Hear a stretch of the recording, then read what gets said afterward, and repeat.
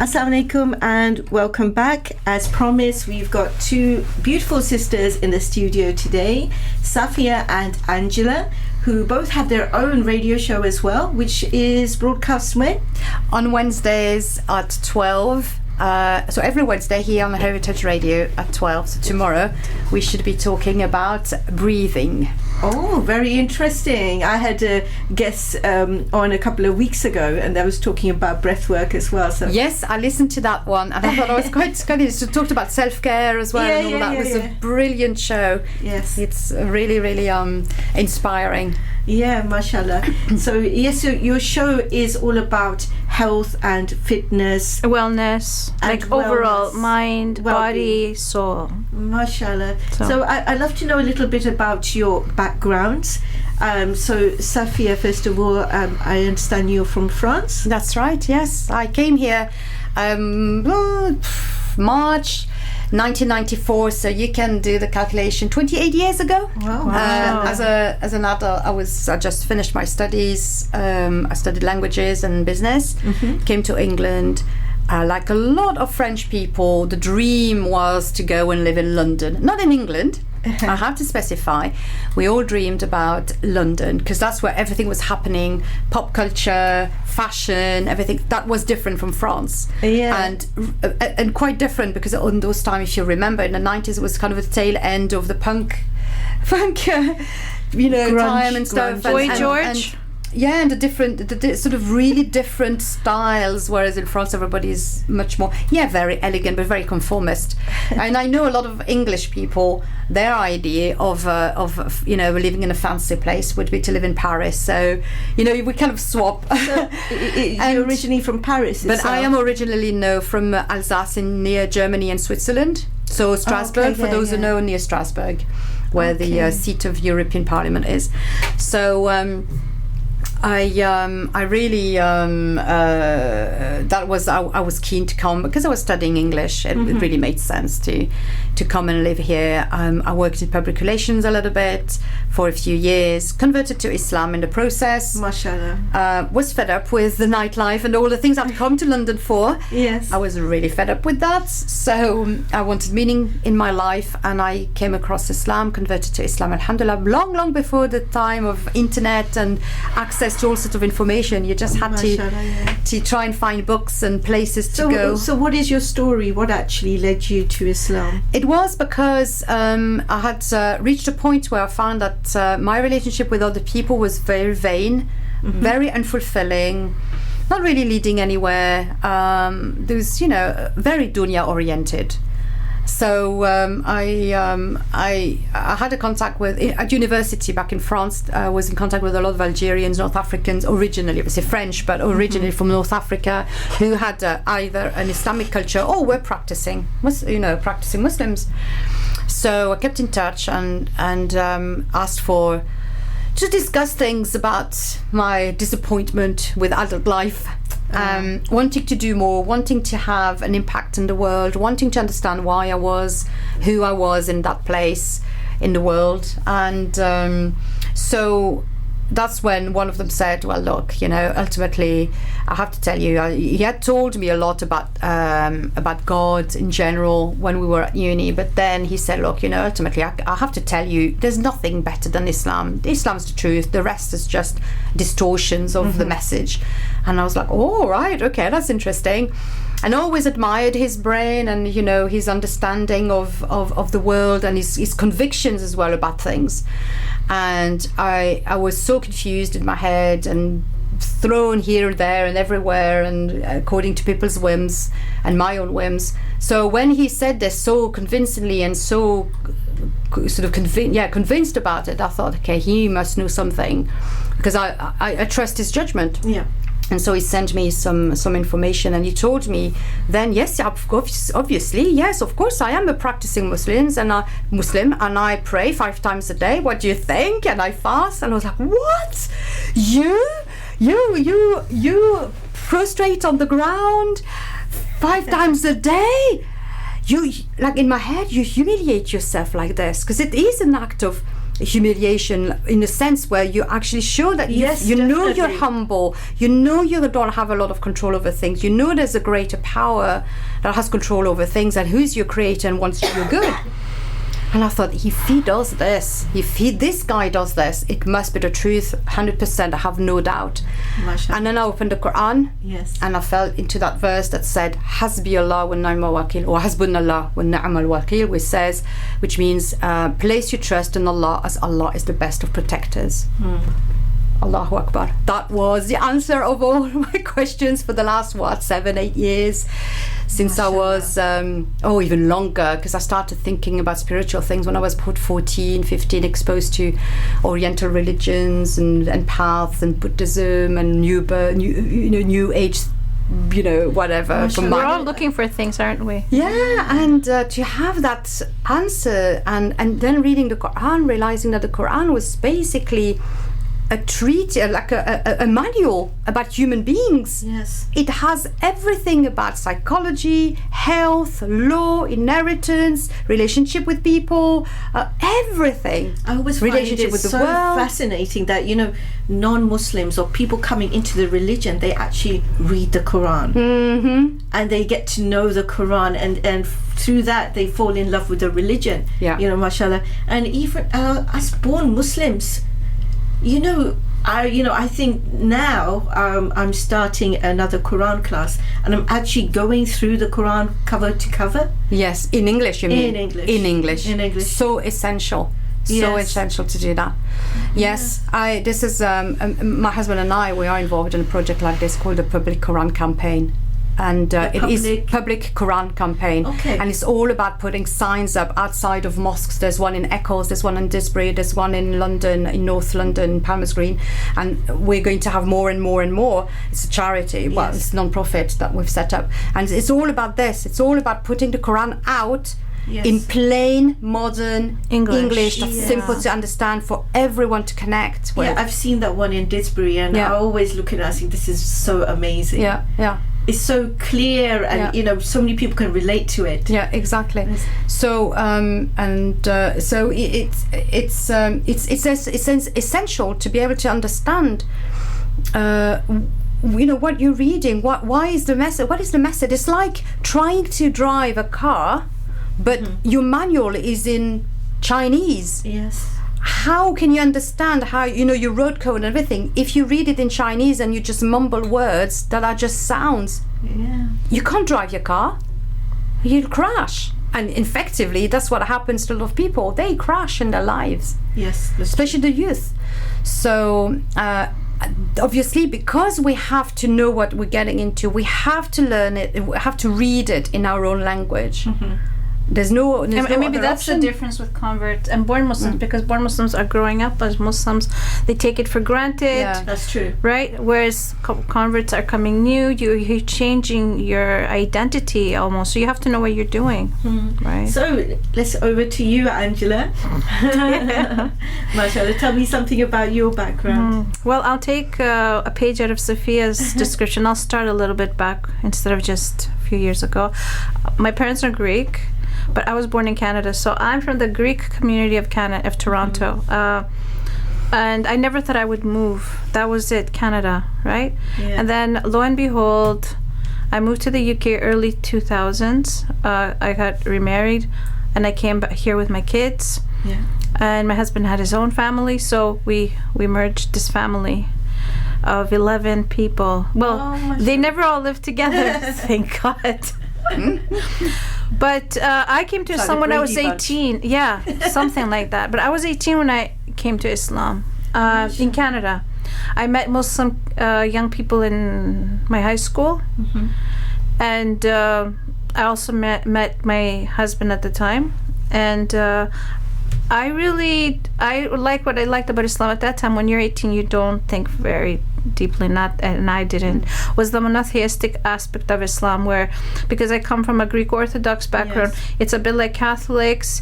They worship the Trinity, the aspect of God, that it's 1 in 3 or 3 in 1, and they have the saints and all of that. So the Greeks have the same stuff, and they worship Mary, Prophet Isa's mom. Yes. And so that was the first thing that brought me to Islam. Okay, I was accepting, I'll take Shahada based on that alone. Then with problems in my life, I started learning more about Islam because I wanted to see what did I bring my children into, because at that time, and then when I found out all the rights Islam affords women, I lost my mind. I was so amazed. It's like, yes, this is the right religion. So it took me a few years to get started. So by the time I was 27, I was full in love with Islam, because it really brought, it showed that the problems you're having are not from Allah. It's because of people's mistakes, people's weaknesses. And then you use Islam and say, well, Islam doesn't say you can do this. Islam, why are you doing this? And other people don't like to see the difference between cultural Islam and what it actually is. So I like the aspect of women's rights in Islam, justice in Islam, the aspect of not being racist, about not categorizing people because of the color of their skin, which they're not in charge of. And so many things relating to the rights Allah gives us, right? So that really impacted me. And after that, I was like, wow, I love it. So it was easier then to take on everything about Islam. Though when you're a convert, you're going from group to group, trying to figure out where you fit in, and everybody's giving you their advice. Some people tell you, oh, this is haram, this is haram. Why? When I remember all those things, I'm surprised that I'm still here, because sometimes they kind of can push you. Oh, you ask yourself, can I do this? Can I do this? No, it was too much. Some of the stuff they say you should do are too much, and then you realize it's just their interpretation. Yes, I've seen that as well. Right. So from Toronto, you moved to? I moved to Manchester. So here I am now for almost 20 years. I haven't lost count. Yeah, I've been to Toronto a couple of times, so it's very nice. A lot of British people. Mississauga is west of Toronto. Yes. Yeah, a lot of Muslims live there. A lot. Yeah, very nice. You must have seen it so different, because Canada is so vast and open and clean and new. Here we're like, why? And everybody at the shop will ask me, well, where are you from? I'll say I'm from Toronto. And the first thing they'll say is, what are you doing here? I want to say, I don't know. What am I doing here? Don't keep reminding me, okay? This is, it shows, how Allah places you in some place. This verse of what Allah says, you think that a thing is good for you and it isn't. Yes. And another thing is bad for you and it's good for you. And this is exactly it, And I don't think there's perfect places anywhere, generally speaking. But you can see, ever since Angela's been here, and then we met 15 years ago when we were homeschooling. So that's another side of our life. But you were in London? No, I've been living in Manchester for 17 years now, 18 years. So you met because you were both homeschooling, and all of the things we've done together since. I don't want to kind of just bring you just down to me, but no, we've done so much together, and this is now the completion, concrete. Well, I guess now manifestation of that. Alhamdulillah, I always pray that when you're good friends with somebody, make a dua to make your friendship a good for both of you, not to be just for the dunya, because it's empty then. So now we've actually doing something that I feel hopefully Allah will accept, inshallah, and with the intention that he will make it happen, because obviously who are we to think you can help people increase their iman? We're just nobodies, but maybe with Allah's blessings we'll be able to just do something, because we want good in this life and in the next, inshallah. So every intention has to be about that, isn't it? So we'll find out all about your amazing project just after a small nasheed break. Assalamu alaikum and welcome back. I hope you're enjoying the show, and we've got lovely sisters Safia and Angela here, and if you have any questions at all, feel free to call in, and the studio number is 0161 883 2255. And I was just saying, during the break, that it's just amazing that you've been friends so long, and you're doing projects together, mashallah, just amazing. And just yesterday I was thinking of a friend I had in high school, and I think my kids are fed up with me saying it so many times, but she was a Greek Cypriot. As well. So Yes, that's a connection. yeah. Is she Muslim? No. So you won't be able to, if you say her happy birthday on the radio, you don't think she'll hear, but there's a Greek radio station in London. So if you want to say happy birthday to her, call to the London Greek radio. How do you say happy birthday in Greek? They don't really say happy birthday, but they'll say Chronia Pola, which means many years. Right. So they say that phrase for all the holidays, Chronia Pola. And but if you know her name, you can call London Greek Radio and just leave a message. And also, you know, the power of Facebook. So many people have been connected. I know. But you know, there's one thing that I do is that make a dua. You know, we're talking about, we are going to talk about later on about the power of dua. Absolutely, yeah. You make a dua, really sincere dua. Oh Allah, if it's good for me, reunite me with that friend that I've lost contact with. And subhanallah, you know, if Allah decides that it's good for you, it will happen. You will reconnect by some magical, miraculous way. Absolutely. You know, I grew up in North London. Oh yeah, I know the area well. I always had Greek friends. Yeah, because there's a lot. From primary up to Now, high school. did you find? Are you from the Asian community? Yes, I am. So do you find that the Greeks, when you met them then, when you're Yes. young, the similar culture, the way they are with the girls, Very right? similar at that time, because we're going back some few years now. You know, the Greek women used to see them wearing the black coats. Oh wait, and that everything. black is when somebody dies. No, no. Oh, no. No, ordinarily. Oh, okay. In the street, almost like a bias. Oh, okay. And they used to think that I was Greek. I wasn't wearing Covered. hijab at that time when I was young, but they used to stop me in the streets and start speaking Greek with me. And I always had Greek friends. You know, I can name so many of There's them. a big, this is where my in-laws live, and I've lived there as well for several years. It's a very big Wood Green area. Yes, You I lived in Camden. Yeah, right. And the Seoul area, there's a big street starting, and you've got lots of Greeks and Turks. Yeah. And they live side by side as well. They have their businesses side by side. Absolutely. It's a fantastic place. I really love that. It's kind of a little piece of Oriental a little bit life. of nostalgia there. And especially the Greek pastries. Oh yeah. Oh yes. Yes. So let's not go down that route. Yum.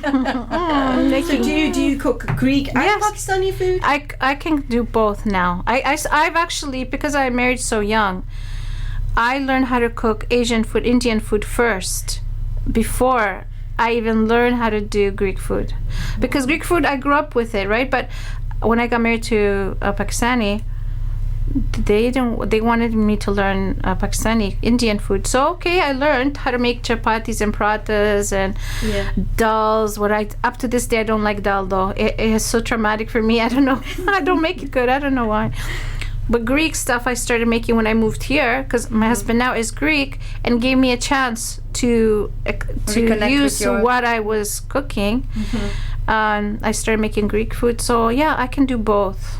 Yeah, But, lovely. yeah. You can do more than both. Yes. Greek food is very similar to Turkish food as well. I didn't know this about Turkish stuff until I moved here. We visited Turkey from here. Before that, I had no idea about anything except that Greeks don't like Turks. As a Muslim, didn't want to get into that. Okay, they're Muslim, fine. But when we went to Turkey, whoa. I was shocked how wonderful they are. Like, I am now definitely They're very hospitable, very welcoming. Very welcoming. I love Turkey. They have so many. I feel like I belong more like them because they remind me of Greeks, the good side, all the good side of the culture, but they're Muslim. So don't think hate is necessary. So your husband is Greek. So he's a Muslim. He's been Muslim for a long time, like since the 70s. So he's almost practically born Muslim because he was 21 when he converted. Yeah. So, you know, of course, here we've got some very, very famous Greek converts. Yeah, like Yusuf Islam, and Hamza Georges. mashallah. Yeah, Hamza Zotis. Yeah, Georges. The T and the Z in Greek is more like a J, like a G, Georges. Georges, yeah. That's what, I don't know why they Obviously Hamza Yusuf as well, Hamza Yusuf, in America. Yeah, his mom is Greek. Mashallah. So what I really wanted to ask you next is about homeschooling. When did you decide, why did you decide to homeschool for both of you? I'll say, because I started first, right? Before me, yeah, you should know a bit older. I wanted my kids, I didn't mind them going to public school, so one of my kids started in public school, but as I was trying to raise them as Muslims, I kept seeing, with my experience of being Greek, we weren't allowed to do a lot of things in school when I was a kid in Toronto. Oh no, this is not for you guys. This is not for you guys. You're not allowed to do that. It's a Canadian thing. We weren't allowed to do Halloween. We weren't allowed to do Valentine's. We weren't allowed to do anything. So, of course, as a Muslim, I started thinking, oh my God, I might have to make those rules for my kids too. Like, you want to raise your kid to know who they are first, and then as they grow old, of course, they're gonna have to learn about everything else too. But as you're growing their personalities, I felt like you need to first teach them one thing: they're Muslim, right? And so I wanted them to go to an Islamic school. Couldn't afford the fees. I've thought about consulting, and then some sister invited me to her house, and she had a meeting there telling other sisters about homeschooling, and I didn't know about homeschooling, so I would have thought it was illegal at that time. I was in my 20s, and then all of a sudden we find out about homeschooling, and that in Ontario it's a legal thing.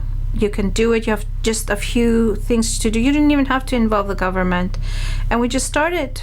My son who went to kindergarten, you guys call it here nursery. He went to junior nursery 1 year, and then after that we homeschooled. So that's about 3 years. All my kids have been homeschooled, and amazing. Since we moved here, it only went until they're 16, and then one went at 15, one went at 14, and one went at 13, but the older ones went at 16. So I have 6 altogether. So we Mashallah. Yeah. What about you, Sophia? When we had 2 young boys, so they were like maybe 2 and 1, we toyed with the idea because I was a bit of an older mom. I had my first one when I was 31. So I'd already had a lot of my life before, working life, social life, single life, and I was so keen to get married, have a family. And so when I started having my children, I was really keen to nurture them and be with them and spend time with them, really enjoy those young years. My mom is a French teacher in France, so I had a lot of exposure to the teaching side from the other end. It's not something that never really was against the idea of school, but I also based it from my own experiences when I was young, where I found it very stressful to have to get up early in the morning, sometimes in the middle of darkness in winter with lots of snow, and you have to rush. I love that part of homeschooling. Yeah, it felt like my life was a constant rush, and that I could not go deeply into the subject I really enjoyed, because it was all about learning what I was told to learn, and even the things you absolutely hated and wasn't good at and everything, and you had no say whatsoever, and it was all one size fit all. So we thought we would give it a try first with school. When they went to like nursery for to play, and all of that was really nice, gave me a little bit of a break, especially when the third one came along. But when my eldest turned 4 and a bit, he started reception. We thought, okay, let's see what it is. Small school, Muslim school, really lovely. I knew most of the staff, knew most of the moms. So it was here in Manchester, and it was an ideal setting. But it's a school, in the structure, the walls, the courtyard, the world that it creates, where kids are all more or less the same age. There's already starting to be an us and them mentality. These are the adults and we are the kids. Social confirmation. And starting to have these ideas of like racism between the kids and things like this is the first time. My son, we are completely white. My husband is English, son of converts, white. I'm white. My children are white, blue-eyed.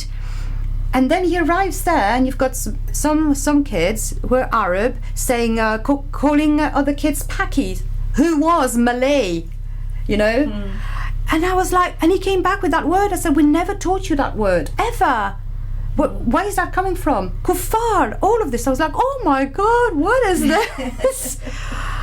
You know, this is not. So even in an ideal setting, you fall straight away at the young age of 4.5, 5. The kids at school learn from home what they hear at home, and their older siblings, or the TV, or cousins, whatever. So that was already my first kind of, I don't like that. Second thing that happened was that he started not connecting with his younger brother anymore, who was only a year and a bit 16 months younger.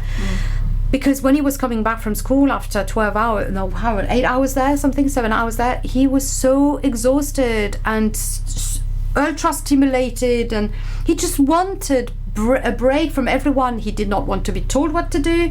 Even like one sheet of homework at the age of 5, something a week was too much.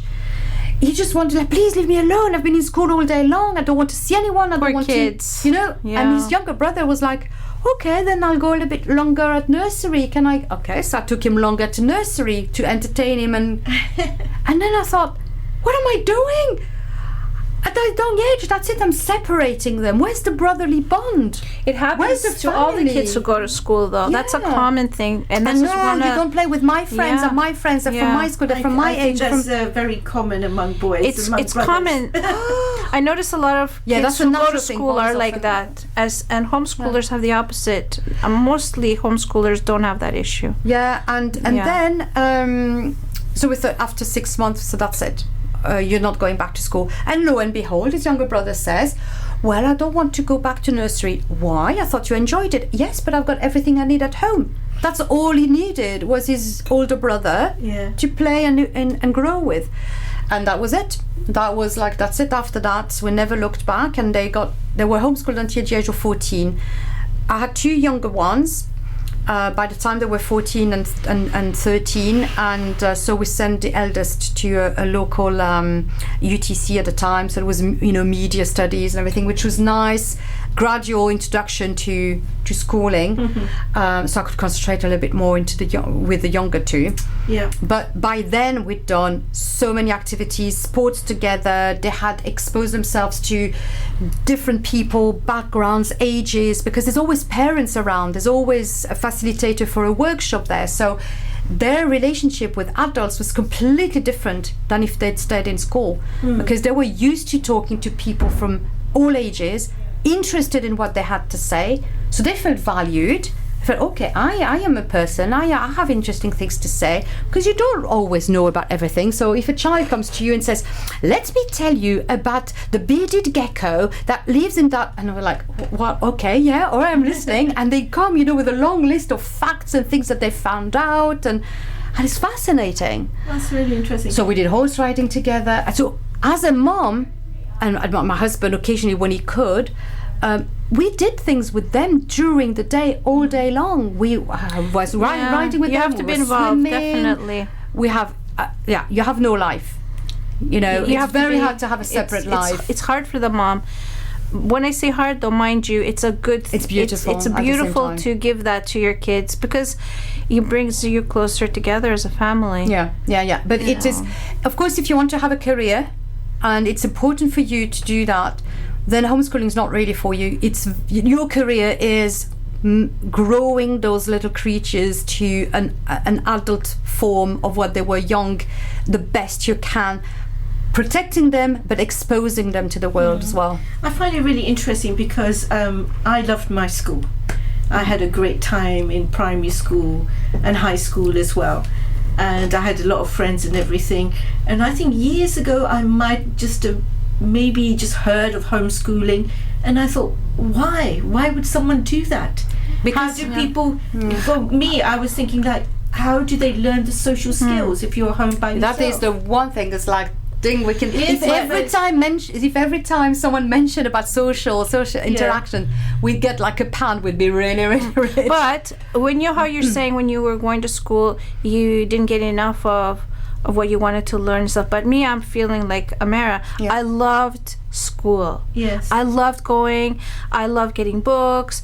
I loved the environment. I loved my teacher. So I ended up homeschooling only because I just thought it was best for the kids to raise them as Muslims, spend more time with them, because schools have changed. Yeah, and you spend more time with them, and they get stronger bonds. So more like an exercise in becoming closer together and closer as a family, which really helped in my personal situation.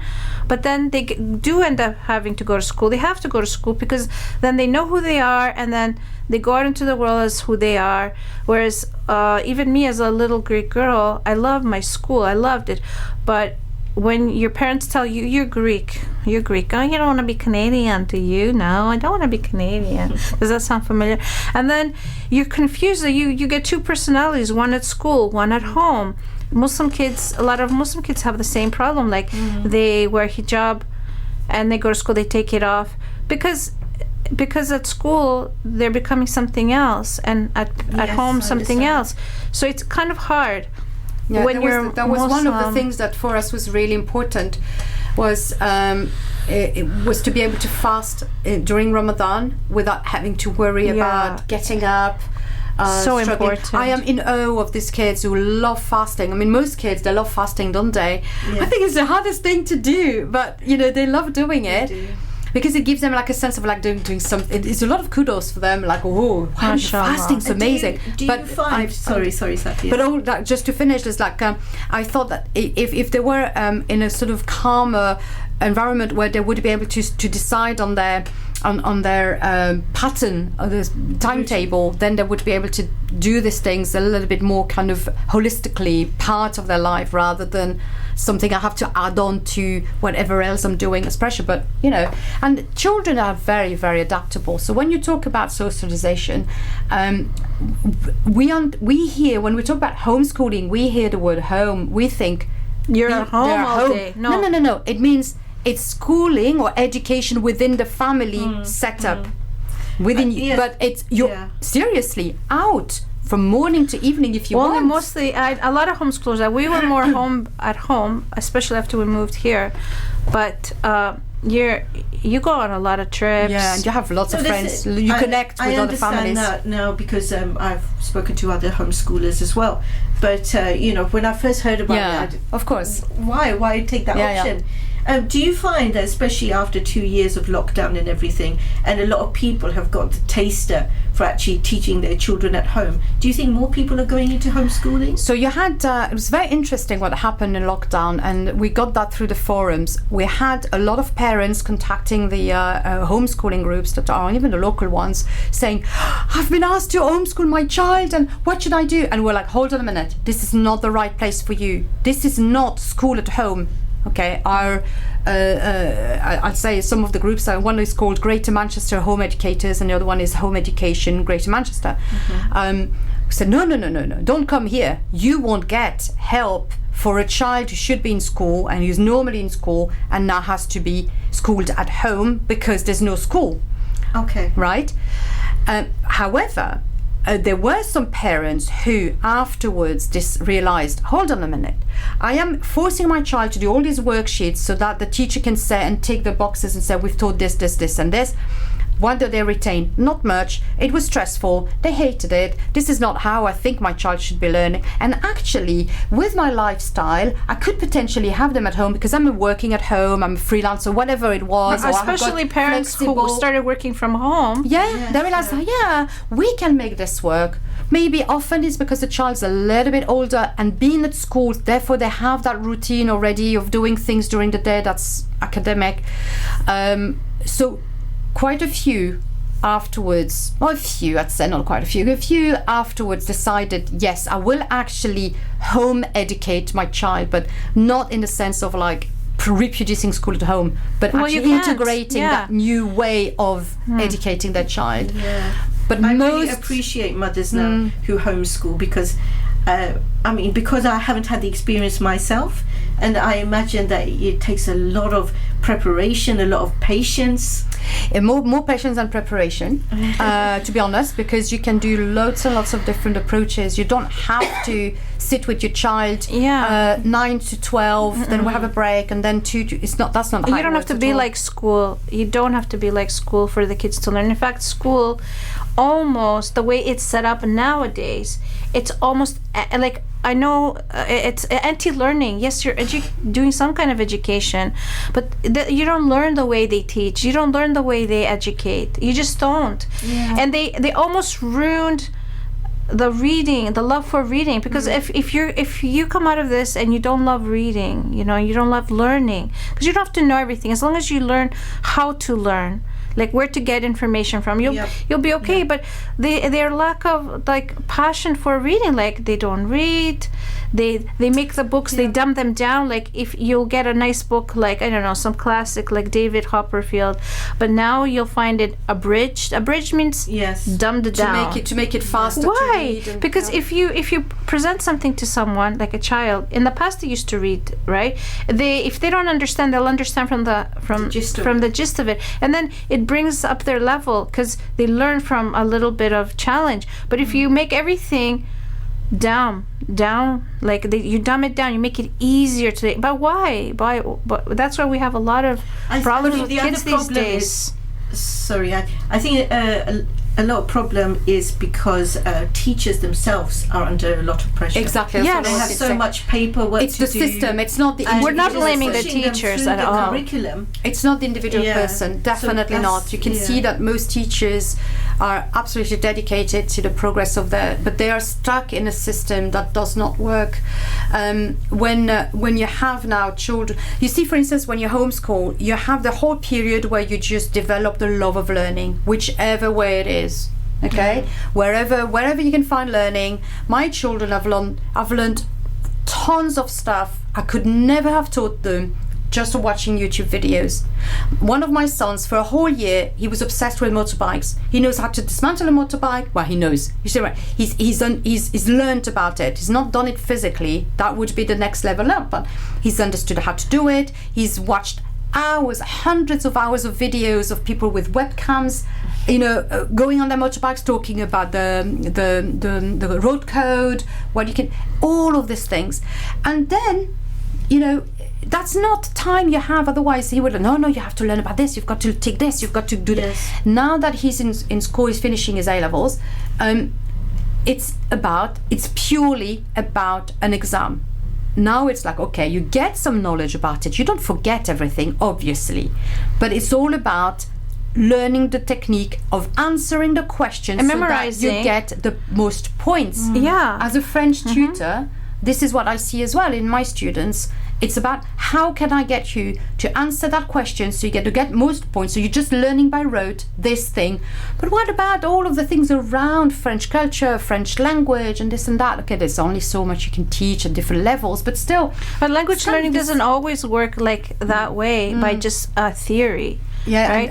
And it's not bad to memorize per se. Memorization has space in our learning. Like I know they completely look down upon it at some point, and they go against memorizing. But memorizing has a space, it is important, right? As Muslims, we know because of the Quran, but also multiplication tables and all kinds. Yes. But 2 years to do GCSEs, they for 2 years they practice the exams, and I just feel like, what are they learning? Okay, they're learning how to do an exam. That's fine.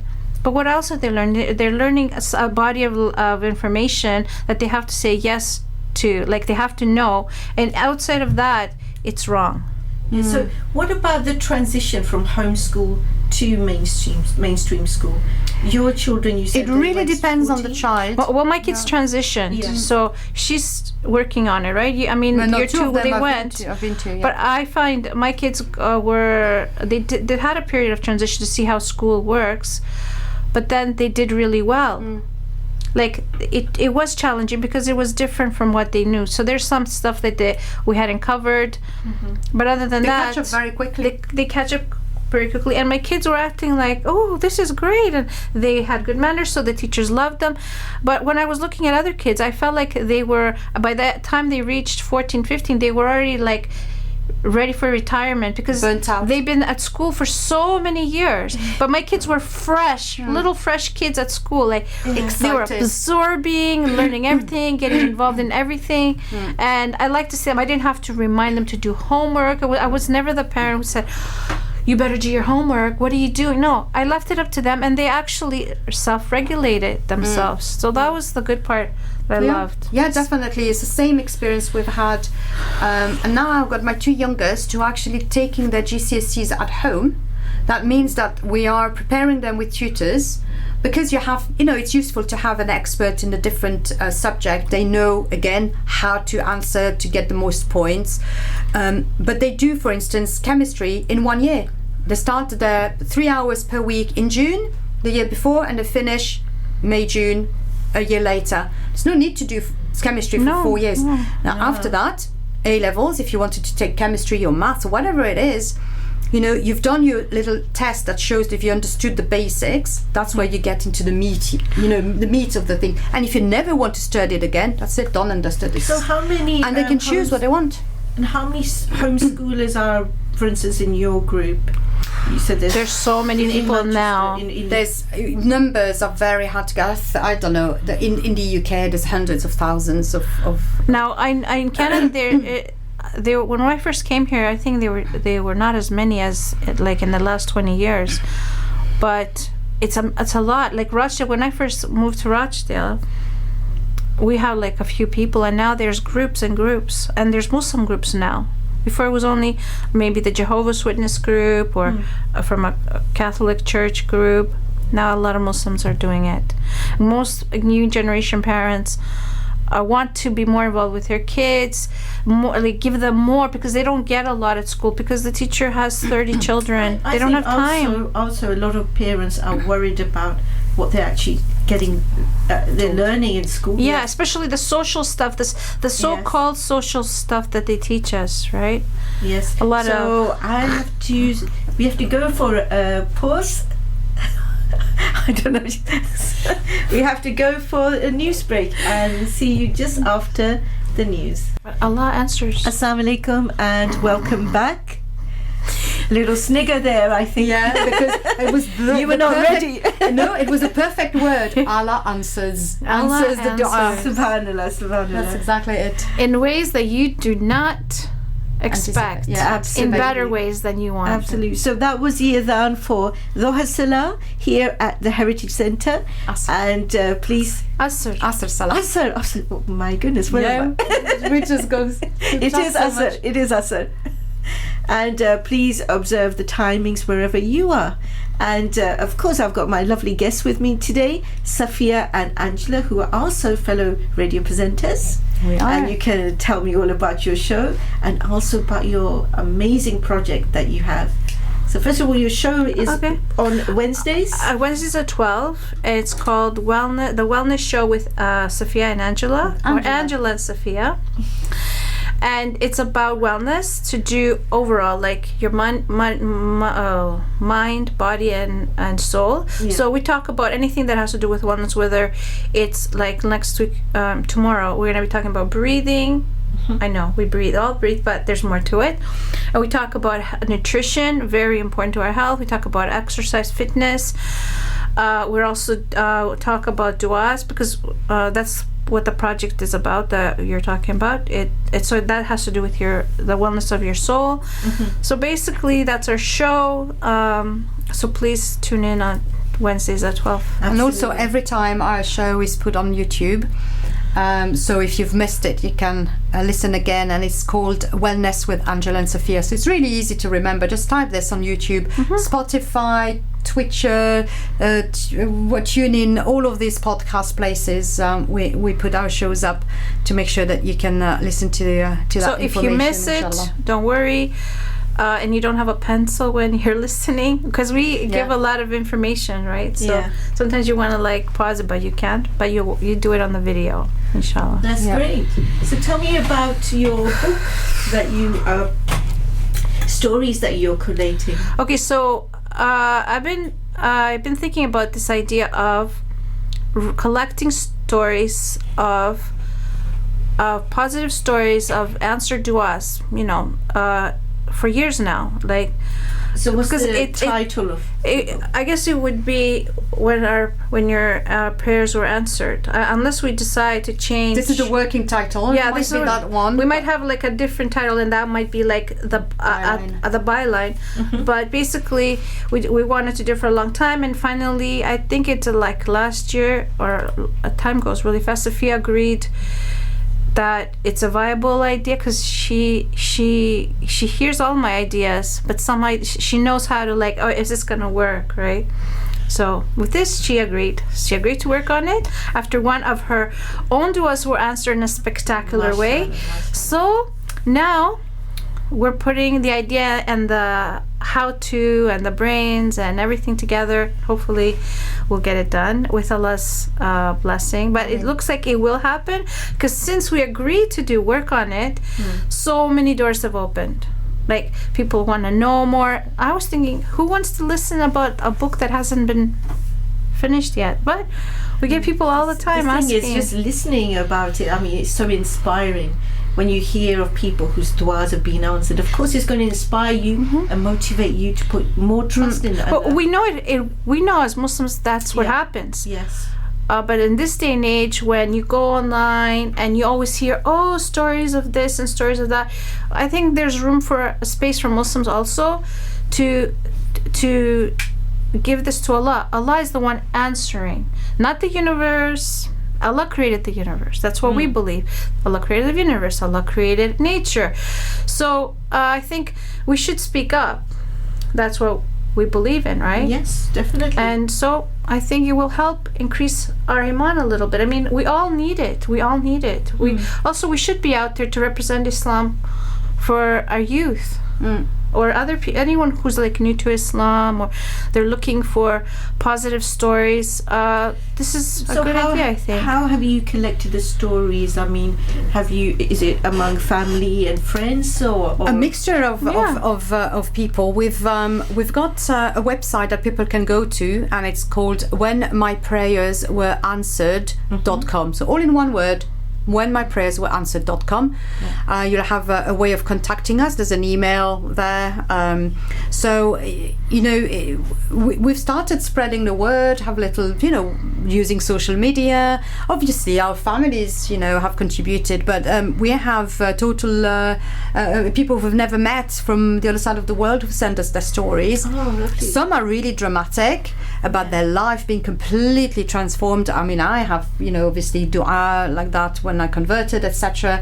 But there's also more mundane ones, like you've lost something and you make a dua and wow, Lord, subhanallah, it's just there, it just appeared as if by magic. Things like this. That's like me looking for my glasses. Yes, and it's very common, and we want to show that dua can be for everything. Do not think that a dua is too little for Allah. For Allah, yes. Allah wants you to make dua. So of course, the companions, they used to make dua even for shoelaces. That's exactly it. We're talking about it, and there's a little hadith about that we're going to put in the book. So it's going to be like a mixture of things. It's going to have personal stories to make it really concrete, like what happens when you make a dua.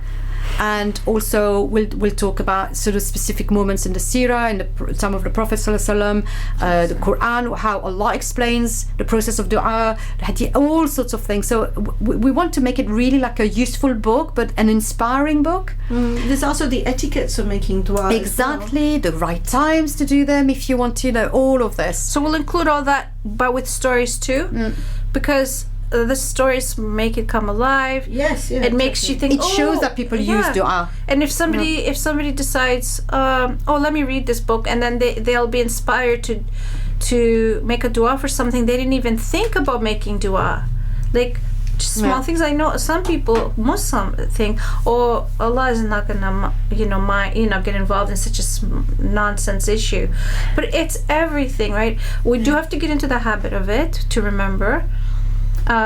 It's a form of dhikr as well, connection with Allah. And other people, even non-Muslims, are doing such subjects, but we believe we represent Allah and the sisters as Muslims, and who is better than to do stuff like this? We should be doing it more. I know as human beings we're not that amazing because we make a lot of mistakes and we make Islam look bad in so many of us, but still we have to try our best. Yeah, I think what you're saying is important as well, that a lot of non-Muslims are doing this and we have to present our case as well, kind of thing. Because even just a few days ago, my son, he was listening to, they have these motivational like pep talks, which is really good and everything. And I said, why isn't there one from the Muslim, Islamic perspective? It could still be a pep talk, but include that, Allah is there for you, and that kind of thing. But yes, so can you share some of the stories? I'd love to hear some stories. Well, we've had different stories, and by the way, people can contribute anonymously. Obviously, we'll see like your email address, but it's, you can still keep it fairly anonymous. We'll accept anything, or a pen name, or like something, or Abu something, if you prefer, or your full name. Ideally, yes, we'd like some form of a name. It makes it more personal. So some of the stories we've had really range from, as I said, finding something that was lost, but also having being in a situation where, for instance, being in a very difficult marriage, not having the courage of asking for divorce, or asking for divorce and it's been refused because you're a woman, why do you ask for divorce? I should decide. And that person went away and made heartfelt dua, please extract me from this situation, show me the way, help me, give me the strength to ask for my divorce. And when she came back, it was actually the husband who said, that's it, I'm divorcing you, completely out of the blue, when before she'd left he was adamant. I mean, it was impossible that he would even come to that idea. So it just shows, how Allah opens doors sometimes in ways you ask for something particularly, like in a certain way, because that's how you see the problem, how you have to deal with it. But actually Allah gives you an answer from a different angle, which you never thought of, and you wouldn't even think of asking for this to happen. So I love that story particularly for that. But some others were about being in terrible pain from migraine and making dua, and completely unusually for that person's type of migraines. After the heartfelt dua, according to Allah, I am so helpless with that. You're the only one who can help me, because I'm such pain. And the migraine disappeared, when that would not have happened at all, ever, for at least not another day or two. So it's things like that where you can really see, Allah's answered. There is something that, is not quite just the usual process of things, and it can really be anything you think. As a person, you were in a situation, you made a dua, and you can pinpoint it. That's the point where I can say my dua was answered. That's the story we want to have. And sometimes it's something very trivial as well. It's almost like a wish that you have, kind of thing. My son, he always tells a story. He was working at Heathrow, and it'd been a long day, and there was a line of passengers. He was checking in and everything, and he was just seeing one passenger, and he was thinking, I really feel like a bar of Snickers. He said, I'm so hungry. Anyway, so he dealt with a passenger, and the man, he was going to go away, and then he came back, and he opened his briefcase, and he had a large Snicker bar, and he said, this is for you. Subhanallah, alhamdulillah. This is where the moment. Well, you guys, that reminds me of a story. We have to write this down. Please ask permission to your son. So we had gone to Greece. Since I moved back from Canada to the UK, that was the first time I ever visited Greece again, because since I was 15, and I became Muslim when I was 18. And after the Bosnia war happened, so I never wanted to visit Greece again. I was really annoyed with them, because they sided with the Serbia and all of that.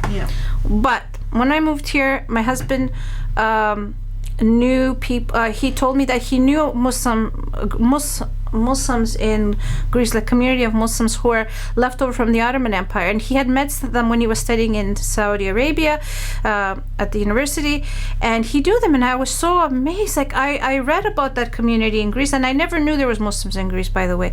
They live in the northeast corner of Greece, Thrace, Thrac. So there's Muslims there with the adhan, everything, like mosque. That's really fascinating. They're nothing like the one that they're not immigrant Muslims. They are there, like indigenous almost. Okay, so we went to visit, and I was in shock to see Muslim women with hijab, mosque, the adhan. I kept pinching myself, like a different universe. What? The adhan in Greece? I don't even hear it in Canada. So I really loved it. We were invited to somebody's farm, okay? And they were picking figs. Now, figs is one of my favorite fruits in the world, and I hadn't had fresh figs since I was maybe 15. Now I was too shy to say, to these people, can you guys give me some? So I kept saying to myself, okay, Allah, please make them ask me, please. I want figs. They were just not even thinking, because and all of a sudden, she just gave me this asking, do you want figs? I was not going to say no. She just, my dua was answered. Like, I really wanted those figs. I was too shy to say anything. And I kept saying, Allah, please make them ask me. Please. And it happened. Like, that was an instant answer of the dua. I was so happy. Because I love it. But stuff like that can happen to you just like that. And no, I was not making any comments. I wasn't like guessing, making them. I wasn't even looking at them. I wasn't saying anything about it. I was just saying, no, it's too rude. You're also, as a Greek, I thought they're gonna think it's because I'm Greek and I'm rude, because for them, the Greeks have given them a lot of hard times in that Muslim community. So I kept thinking I have to be the best mannered. I cannot show any excitement. I just have to like sit here and be quiet and just make your du'as, and it happened. It was answered. Yeah, that's amazing. That's amazing. So I got, and that's just a tip of the iceberg. Allah answers so many things. Yeah, I mean, Allah answered a dua for me before even I was a Muslim, when I had been starting to be told about Islam, and not about Islam, about the belief in one God and what God can do for you by this Muslim guy at uni.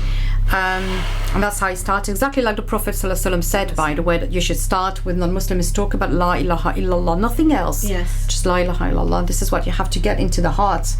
And it was about my exam. I was so anxious because I'd failed a few times, etc. And it's just to make the dua. But one thing he reminded me afterwards, said, so how did your exams go? Yeah, they went really well, better than expected. So did you make that? Did you pray to God to ask, for help and clarity of mind and everything? I said, yes, I did. It was very embarrassing because in France people don't talk about God. So I was kind of a bit of, yes, I did. And he said, well, don't you think it would be time to say thank you? I was like, well, okay, how do I say thank you to God? I was like, just the corner of my mouth was just, thank you, God. It just felt like, so cringing, because it's just so unusual in France to even mention the word God in a sentence. Yeah. But now, so that's really reminds me, yes, you have a dua, don't forget to say thank you. Don't forget to be grateful to Allah to have heard you, to continue that connection, feeding. You feed yourself from that. Somebody famous, his name is Mohammed Salah. He plays for Liverpool. Yes. Oh, yeah. Every time, mashallah, that young man, he's so amazing. He does sajda. Yeah, there are quite a few footballers who do sajda and I'm so impressed with him. Like, mashallah, may Allah bless him. And I always pray for his children, inshallah, because they come to the UK and you don't know what you're coming into. No, he's done a lot of good work for Muslims. Yeah. The exposure and a lot of Muslim footballer players have got excellent adab, and they really represent Islam so well, and they have access to a huge audience. I mean, huge audience. People love that them. We individually will never be able to I saw a video with Liverpool fans screaming his name and saying if he can pray, I can pray too. If he goes to the mosque, I can too. I'll be a Muslim too. This is this is a kid from a village in Egypt, you know. Probably when he was growing up, he didn't think much of himself, and then he becomes, Allah gives him this, and he's doing something. Mashallah, I adore him. Alhamdulillah. He looks really young, so he must be like what, Abad's age, like 30 or something. I don't know. Yes. He looks young. May Allah bless him. So this is what we're working on at the moment. So we've got lots of projects going on. I have to rein in Angela. She's the brain. She's goes all over the place. Oh, we do this, we do that. And I said yes, but let's start with this. And I'm the doer. I'm the marketing person, the PR. We're concentrating. How do you decide which stories are going to be in your book? Because maybe, and also what time frame. So at the moment, like cut-off time, saying that's it, we're not going to. No. So at the moment, we are not going to stop ever to take stories in, because it's an ongoing project. Even when you start seeing a physical book, volumes, we will have. This is the day and age where you have podcasts, you have videos. There'll be YouTube videos. There'll be loads and lots of things around the project. It's not just a physical book and that's it, finished. So continue to send us your stories. But now we want to get that book happening. We want to have a physical book, because a lot of people like physical books. I'd like to have a physical book in my... Something to read at night before you go to sleep, instead of crazy stories that keep you up at night. And also without the screen, because we know screens would be... Right, it would go well. It would go well. So we want to... It'll be on different media. So we're not really going to stop. We have over 20 odd stories. We are not going to really discriminate from one story to another, as long as it's even. You might be telling us stories that are before you became Muslim, or when you were not really practicing, and it's fine, because this is life. This is life, and you'll be inspiring someone who's in the situation to say, actually there is hope for me too. So don't yourself apply censorship on your own story. Let us decide if we think it's really not really a dua story. Well, we'll probably just edit it. Maybe if somebody submits a written story, all we'll do is to edit the grammar, or not the, or maybe ask for more story. details if it's a little bit too simple. We might say, can you add a little bit, where were you at that time, what happened, or something, just to make it more like a bigger story. But my mother-in-law sent us poems that she wrote in the 70s when she was a Muslim, became a Muslim. So there's loads of formats you can use. That's a very good idea, having poems as well. Some people prefer to express. Some people have sent us voice messages because they just don't want to write, or they don't find writing easy for them. Send us a voice message. We've had written and voice messages in Greek and French, so we can translate that.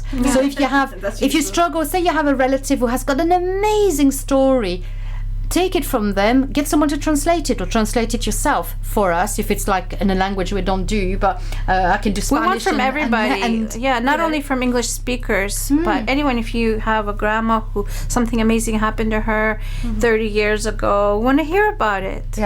Obviously, make it easy for us. English is the easiest.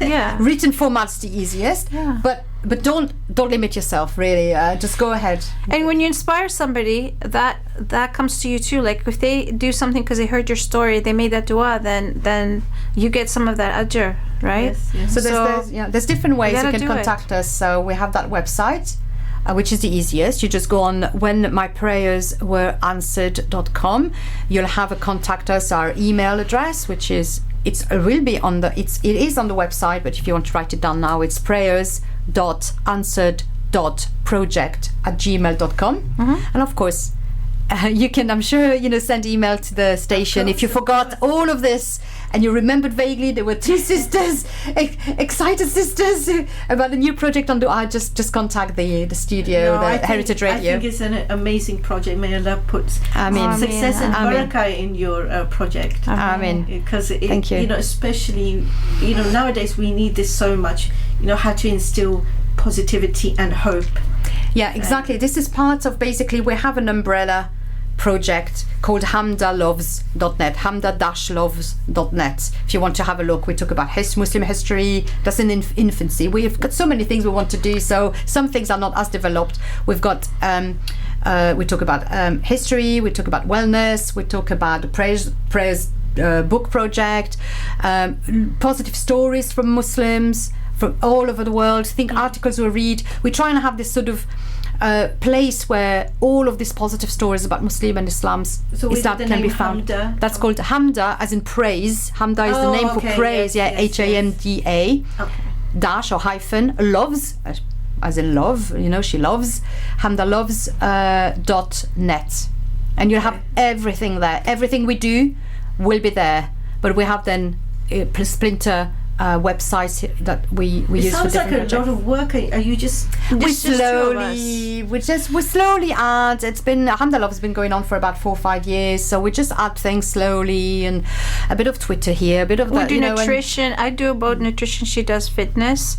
Yeah. So that's another thing we're working on down the road, like a book about that. But that's not too different from nutrition. Like the dua book will be people's contributions. Yes. The other one will be what we're doing. So can you give a nice tip to do with nutrition? With nutrition, especially someone who's trying to lose weight. Okay. Well, it might not sound like much, but I'll tell you: switch your oils. Do not have vegetable oils. Cook with ghee, coconut oil, butter, olive oil, but don't cook olive oil. And remove all the vegetable oils, even if they're called organic. That will remove a lot of inflammation from your body. It's really interesting. And if you're not inflamed, you can lose weight. Is that how it works? Well, the next step then is to do fasting, intermittent fasting. You must have heard this. Yeah. And to remove as much refined products, especially sugar, from your diet. So we have a whole on YouTube. You can go back to our YouTube channel, Wellness with Angela and Sophia. We've already covered sugar quite in details. We will inshallah go into in depth. We'll have 2 shows on fasting in the next few weeks, just before Ramadan. So the last sort of 2 or 3 weeks before Ramadan, we'll have one show on fasting as a means to be healthy, generally speaking, all the different ways of fasting, including obviously Ramadan. And then we'll have a show just on Ramadan itself, how to have a healthy Ramadan. For weight loss, you definitely have to. People worry about calories to the point where they don't care where the calories are coming from. So as long as the calories are certain, they'll have a donut, they'll have this. No, we need to lose weight is also to be healthy. So you have to move towards that, which is removing all processed oils, all vegetable oils. If you know where they come from, you will not even put it in your car. It's that bad. So healthy fats, unprocessed carbs, like and remove sugar. Sugar is public enemy number 1 almost. Yeah, it is after alcohol. Officially now it is. Which Did you make any pancakes today? No, I didn't make any. I didn't eat yet. I'm fasting right now. Oh, mashallah. And I've increasingly increased it. So as long as you're not, and snacking is not really good for us, right? Because we don't give our bodies a chance to burn what you're eating. What time will you eat today? Probably when I get home, I will make something high protein with veg and eat that. Something with meat, something protein, which is good for you. Really healthy. Safia and Angela, thank you so much for coming today. It's been amazing. It's good to come. And very engaging conversation. And I've learnt a lot. I'm sure all the listeners have as well. Not only about homeschooling, about your project, and please everyone get in touch. Any stories? I think everyone's got stories. Everybody has a story. Just don't underestimate it and say, "Oh, nobody wants to hear that." Don't decide. No, please give it to us. No, definitely. And your radio show is tomorrow at 12. So I look forward to that. And thank you so much. Jazakallah khair. Thank you for inviting us. Having us, Samira. It was lovely. Assalamu alaikum, everybody. Assalamu alaikum.